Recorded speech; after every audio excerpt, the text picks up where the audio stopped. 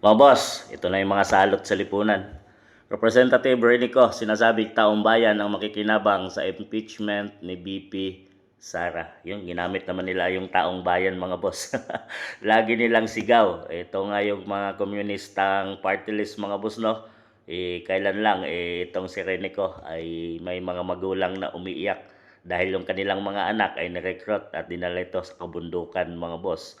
So, yung mga anak ninyo, wag niyong pabayaan mga boss at lagi niyong subaybayan. Baka sa sunod niyan ay nasa bundok na at doon na sumigaw ng katarungan mga boss.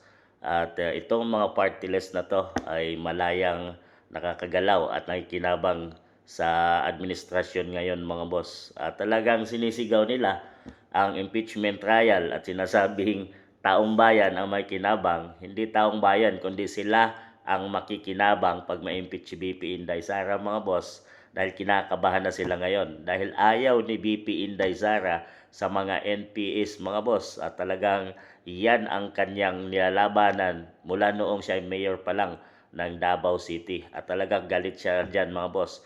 Kaya nga itinayo ang NTL-LCAC mga boss no at dahil yan sa programa ni dating Pangulong FPRRD at natuloy nga yun ni BP Inday pero umalis siya mga boss dahil wala siya sa administrasyon. So ito ay takot na mga boss na maupo at makabalik ang mga Dutertes. Talaga yun ang layunin ng mga Dutertes, buwagin ang mga makakaliwa na yan. At talagang gagawin nila ang lahat.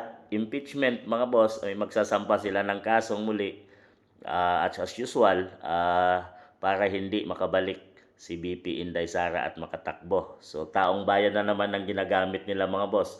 Huwag tayo magpapaloko sa mga sinasabi ng mga to dahil alam na natin kung ano talaga ang kanilang tunay na layunin dito sa ating bansang Pilipinas. Ang kanilang tunay na layunin ay mag-recruit mga boss no at dalhin sa kabundukan yung mga kabataan samantalang malaya silang namumuhay ng maayos dito mga boss. Andiyan sila sa kongreso, mga nakaupo mga boss at nakikinabang sa pera ng taong bayan at nakakakuha sila mga boss. Kaya naman wala silang sinisigaw at sinasabi nilang walang sapat na katibayan para i-impeach si PBBM. So ganon sila kabulag.